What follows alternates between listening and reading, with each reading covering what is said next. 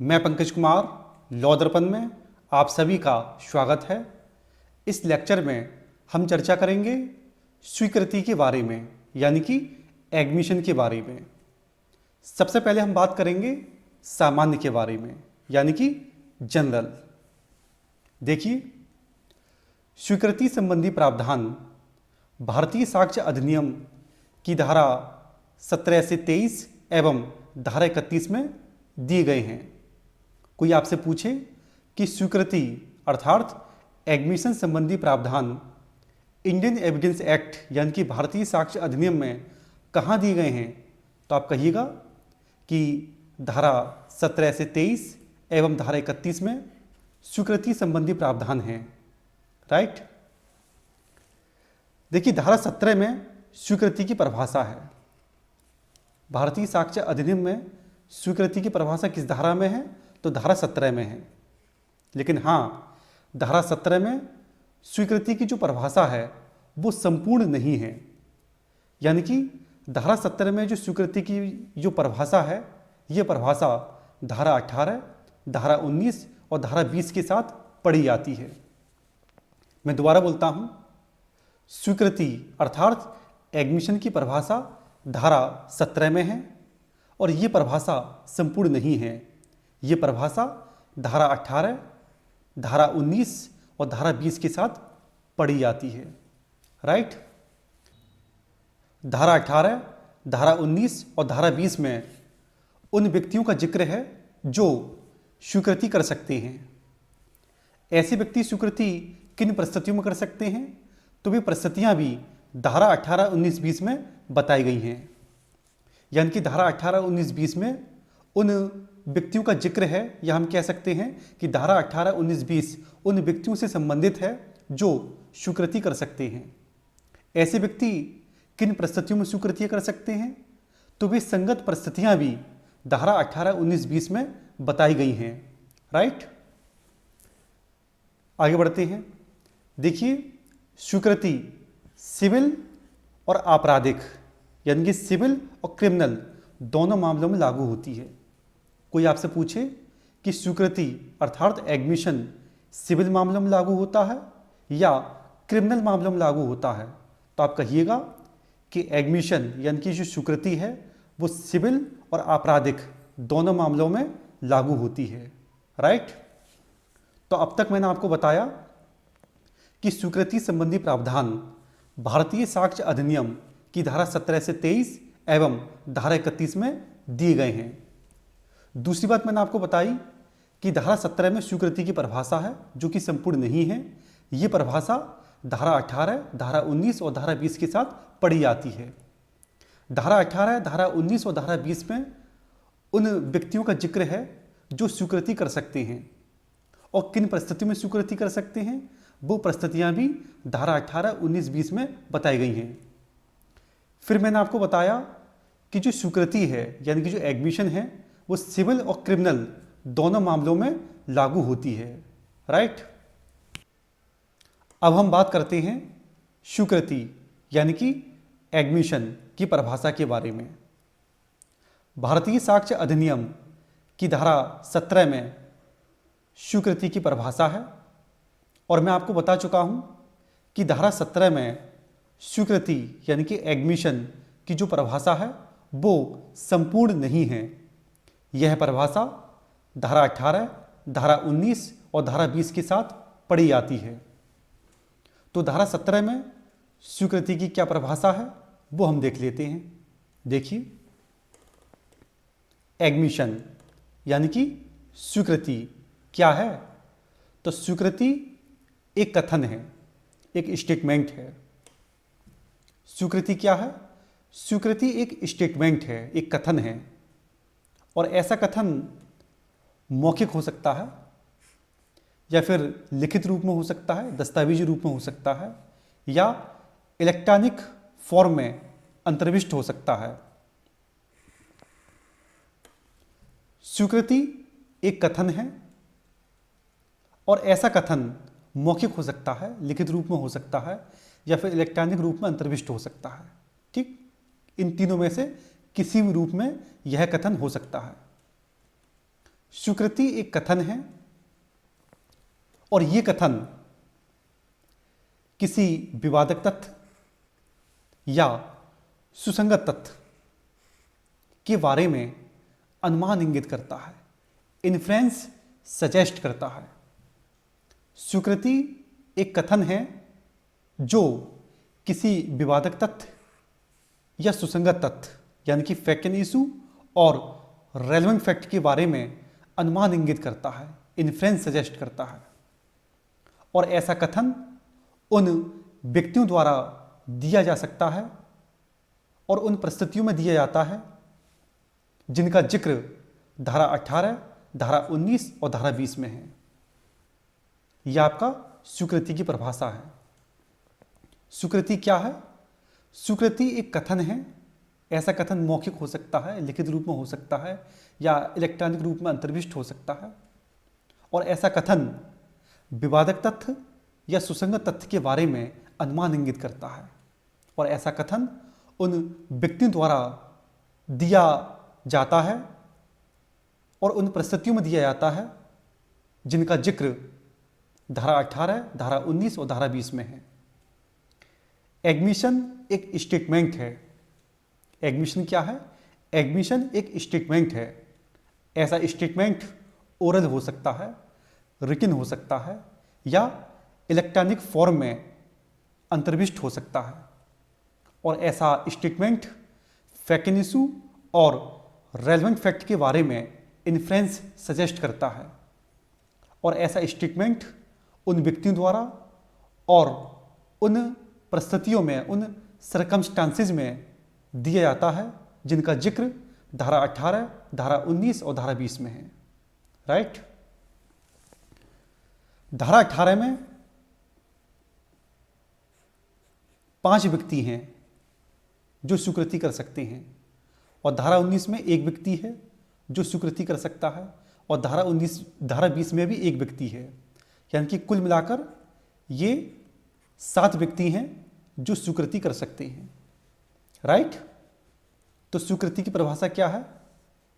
स्वीकृति एक कथन है, एक स्टेटमेंट है जो कि विवादक तथ्य या सुसंगत तथ्य के बारे में अनुमान इंगित करता है, इन्फ्रेंस सजेस्ट करता है। और ऐसा कथन अर्थात स्टेटमेंट ऐसे व्यक्तियों द्वारा दिया जा सकता है और उन परिस्थितियों में दिया जा सकता है जिनका जिक्र धारा 18, 19, 20 में है। राइट? अब हम देखते हैं कि वे कौन कौन व्यक्ति हैं जो स्वीकृति कर सकते हैं तथा साथ ही साथ वे संगत परिस्थितियां भी देखते हैं जिन परिस्थितियों में ऐसे व्यक्ति स्वीकृति यानी कि एडमिशन कर सकते हैं। यानी कि अब हम बात करते हैं धारा 18, धारा 19 और धारा 20 के बारे में। मैं आपको बता चुका हूं कि धारा 18 में 5 व्यक्ति हैं जो स्वीकृति कर सकते हैं। धारा 19 में एक व्यक्ति है जो स्वीकृति कर सकता है और धारा 20 में भी एक व्यक्ति है।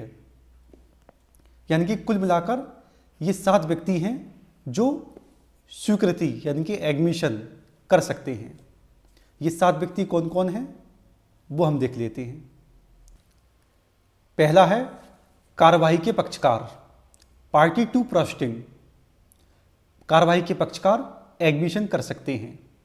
कार्यवाही के पक्षकार मतलब वादी, प्रतिवादी, परिवादी, अभियुक्त व्यक्ति, plaintiff, defendant, complainant, accused person, ये सब कार्यवाही के पक्षकार हैं और ये सब एडमिशन कर सकते हैं।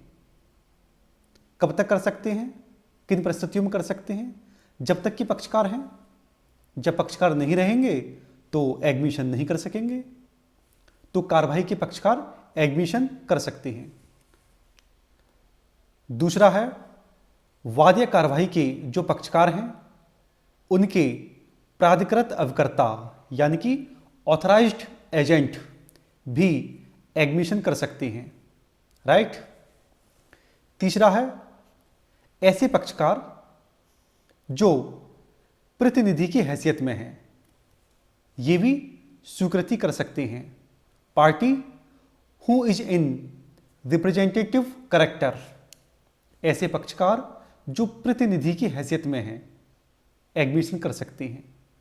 प्रतिनिधि की हैसियत का मतलब यह है, मान लो सरकार ने या किसी अधिकारी ने कोई आदेश दिया और उस आदेश से हजारों लोग पीड़ित हैं, तो उन हजारों की ओर से एक व्यक्ति रिप्रेजेंटेटिव हैसियत में मुकदमा लेके आता है, तो ऐसा व्यक्ति भी एडमिशन कर सकता है।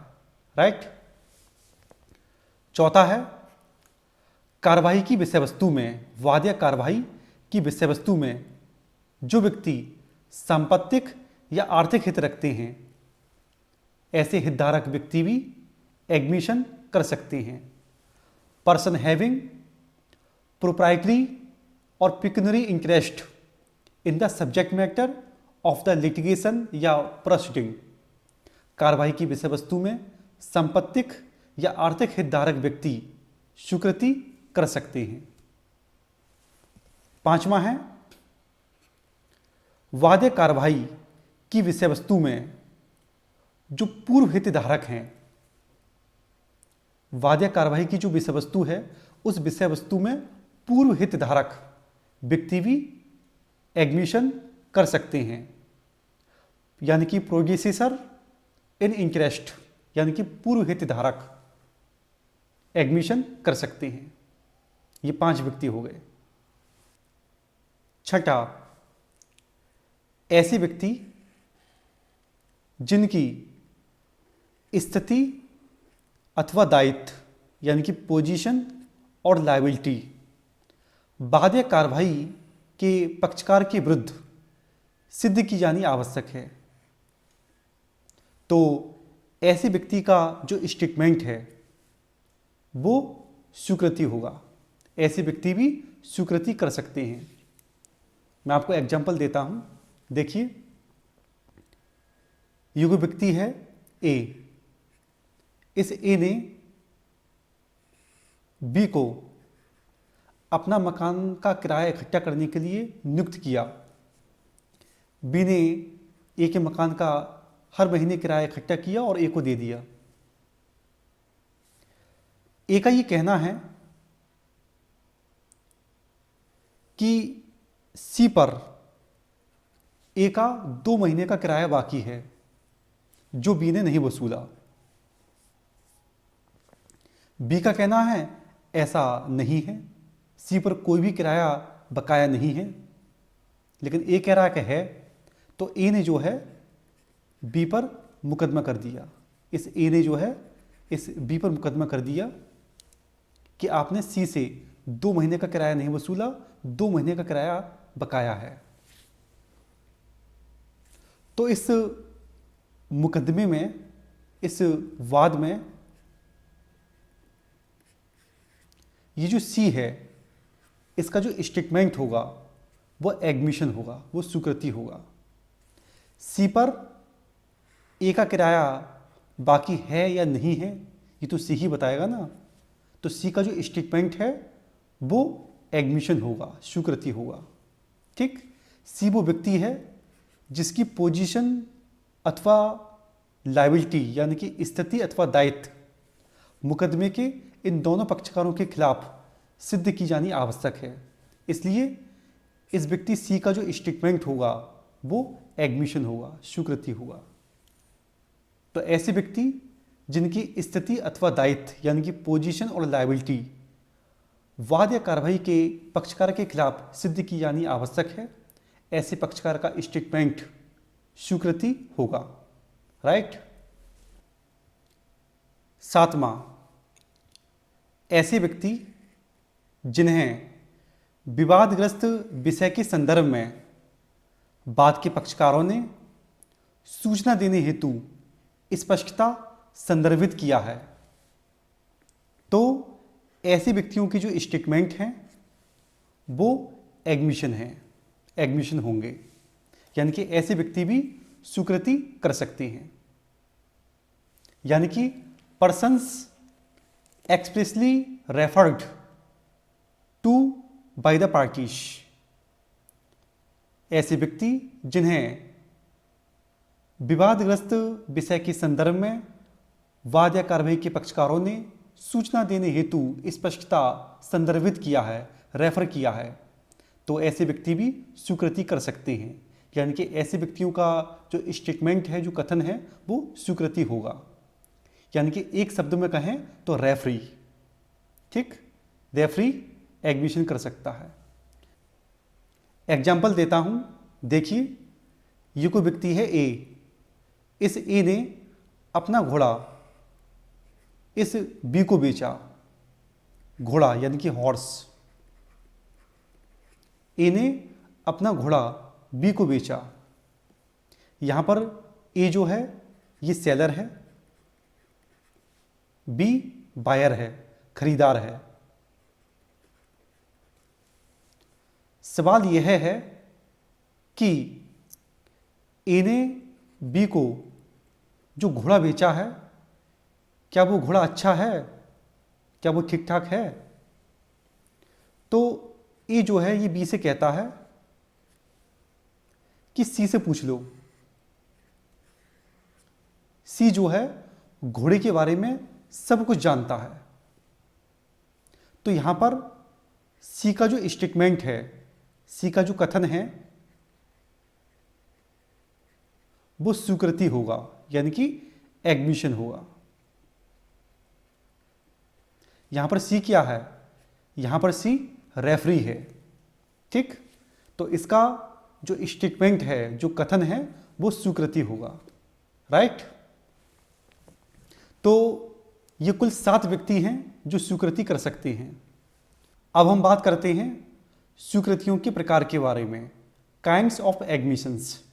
स्वीकृतियां 3 प्रकार की होती हैं।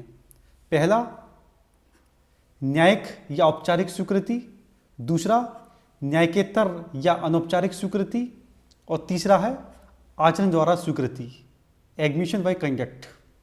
इन तीनों के बारे में हम एक एक करके चर्चा करते हैं।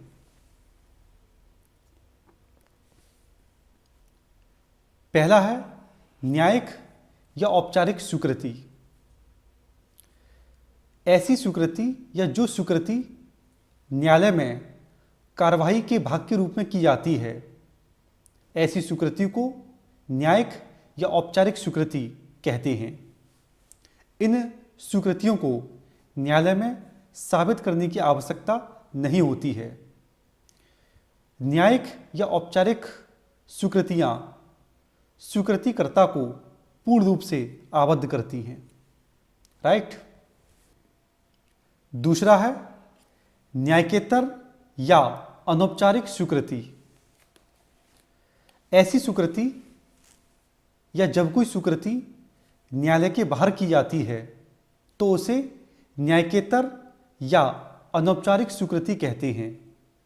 ऐसी स्वीकृति लिखित या मौखिक हो सकती है। तीसरा है आचरण द्वारा स्वीकृति, यानी कि एडमिशन बाय कंडक्ट। देखिए, सक्रिय या निष्क्रिय आचरण भी स्वीकृति यानी कि एडमिशन गठित कर सकते हैं।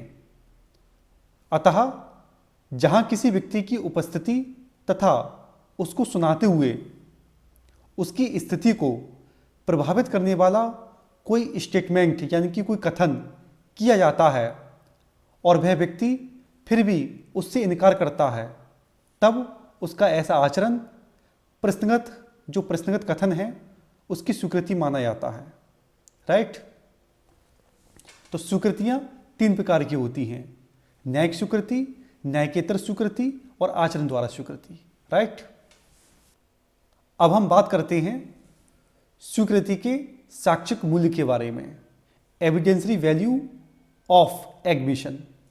देखिए, पहला, स्वीकृति एक सारवान साक्ष्य है, सब्सटेंटिव एविडेंस है। इसका मतलब यह है कि मात्र स्वीकृति के आधार पर, मात्र एडमिशन के आधार पर जजमेंट दिया जा सकता है। इसका मतलब यह है कि यदि किसी मामले में अन्य एविडेंस ना भी हो, तब भी मात्र एडमिशन यानी कि स्वीकृति के आधार पर पक्षकारों के अधिकार एवं आभार डिसाइड किए जा सकते हैं। यानी कि स्वीकृति किसी मामले में जजमेंट का एकल आधार हो सकता है, ठीक। तो स्वीकृति एक सारवान साक्ष्य है। स्वीकृति को हल्के में नहीं लेना चाहिए। स्वीकृति एक मजबूत साक्ष्य है, एक सारवान साक्ष्य है। दूसरा, स्वीकृतियां सुसंगत हैं, अर्थात इनको सिद्ध किया जा सकता है, अर्थात ये साक्ष्य में ग्राह्य हैं, इनको एविडेंस के रूप में दिया जा सकता है। राइट। तीसरा, जो स्वीकृतियां हैं, जो एडमिशंस हैं, वो स्वीकृत विषय का निश्चायक साक्ष्य हैं, निश्चायक साक्ष्य नहीं है। इसका मतलब यह है कि यदि मैंने किसी विषय को एडमिट कर लिया है, किसी तत्व को एडमिट कर लिया है, तो इसका मतलब यह नहीं कि वो पत्थर की लकीर हो गया। अगर मैंने किसी तत्व को एडमिट कर लिया है तो मैं अपनी स्वीकृति को मिथ्या या दोषपूर्ण सिद्ध कर सकता हूं। अगर मैंने किसी तथ्य को या किसी विषय को एडमिट कर लिया है तो ऐसा एडमिशन, ऐसी स्वीकृति पत्थर की लकीर नहीं है। मैं यानी कि स्वीकृतिकर्ता अपनी स्वीकृति को मिथ्या या दोषपूर्ण सिद्ध कर सकता है। लेकिन हाँ, स्वीकृति एस्टोबल के रूप में लागू होती है। ठीक। तो स्वीकृतियां यानी कि एडमिशंस स्वीकृत विषय का निश्चायक साक्ष्य नहीं है, लेकिन स्वीकृति विबंध के रूप में लागू होती है। स्वीकृतियां स्वीकृत विषय का निश्चायक साक्ष्य नहीं है। इसका मतलब यह है कि अगर मैंने एक बार स्वीकृति कर दी तो वो पत्थर की लकीर नहीं है। मैं अपनी स्वीकृति को, अपने एडमिशन को गलत या दोषपूर्ण सिद्ध कर सकता हूं, लेकिन हाँ, स्वीकृति एस्टोबल के रूप में लागू होती है। ठीक। चौथा, जनरली स्वीकृतियां यानी कि एडमिशंस सिद्ध वार्ता का अभित्यजन गठित करती हैं। सिद्ध वार्ता का अभित्यजन का मतलब यह है कि अगर मैंने किसी विषय को या फैक्ट को अगर एडमिट कर लिया है, स्वीकार कर लिया है, तो मुझे उस तथ्य या उस विषय को सिद्ध करने की आवश्यकता नहीं होगी। ठीक। इसे कहते हैं सिद्ध वार्ता का अभित्यजन। ठीक। तो अगर मैंने किसी विषय को स्वीकार कर लिया है तो मुझे उस विषय या उस तथ्य को सिद्ध करने की आवश्यकता नहीं है। इसलिए कहा जाता है कि स्वीकृतियां सिद्ध वार्ता का अभित्यजन गठित करती हैं। Waiver of proof. राइट। पांचवा, स्वीकृतियां का खंडनकारी कथन के रूप में प्रयोग किया जा सकता है। मैंने एक समय पर स्वीकृति की, ठीक, और फिर दूसरे अवसर पर मैं कुछ और बोल रहा हूं, तो मेरी स्वीकृति को मेरे कथन के खिलाफ प्रयोग किया जा सकता है, यानी कि मेरी स्वीकृति को मेरे खिलाफ प्रयोग किया जा सकता है। अगर मैंने पहले कुछ तथ्य, कुछ विषय को एडमिट किया है और बाद में मैं कुछ और बोल रहा हूं, तो मेरी जो स्वीकृति है उसको मेरे खिलाफ प्रयोग में लाया जा सकता है। छठा पॉइंट, स्वीकृति केवल तथ्य की होती है, कानून की नहीं। कानून की कोई स्वीकृति नहीं होती। राइट। तो ये स्वीकृति का साक्षिक मूल्य है। कहने का मतलब यह है, यानी कि निष्कर्ष के रूप में हम ये कह सकते हैं कि स्वीकृति को आप हल्के में ना लें। स्वीकृति एक सारवान साक्ष्य है। अगर अन्य एविडेंस ना भी हो तब भी मात्र स्वीकृति के आधार पर जजमेंट दिया जा सकता है। स्वीकृतियां स्वीकृत विषय का निश्चायक साक्ष्य नहीं है। स्वीकृतिकर्ता अपनी स्वीकृति को मिथ्या या दोषपूर्ण साबित कर सकता है। स्वीकृतियां सिद्ध वार्ता का अभित्यजन गठित करती हैं। अगर आपने किसी विषय को अगर आपने एडमिट कर लिया है तो आपको उस विषय को सिद्ध करने की आवश्यकता नहीं है। स्वीकृति केवल तथ्य की होती है, कानून की कोई स्वीकृति नहीं होती है। और हाँ, स्वीकृतियां सुसंगत हैं, अर्थात इनको सिद्ध किया जा सकेगा, यानी कि इनको साक्ष्य के रूप में पेश किया जा सकेगा, अर्थात स्वीकृतियां साक्ष्य के रूप में ग्राह्य हैं, एडमिसिबल हैं। राइट। ये लेक्चर यहीं पर समाप्त होता है। इस लेक्चर में हमने चर्चा की स्वीकृति के बारे में, जिसमें हमने पढ़ा स्वीकृति की परिभाषा। हमने ये भी जाना कि कौन व्यक्ति स्वीकृति कर सकते हैं और किन परिस्थितियों में कर सकते हैं। उसके बाद हमने देखा स्वीकृतियों के प्रकार। स्वीकृतियाँ 3 प्रकार की होती हैं। उसके बाद हमने देखा स्वीकृति का साक्षिक मूल्य। तो इस लेक्चर में इतना ही। बने रहिए हमारे साथ। मैं पंकज कुमार, शुक्रिया।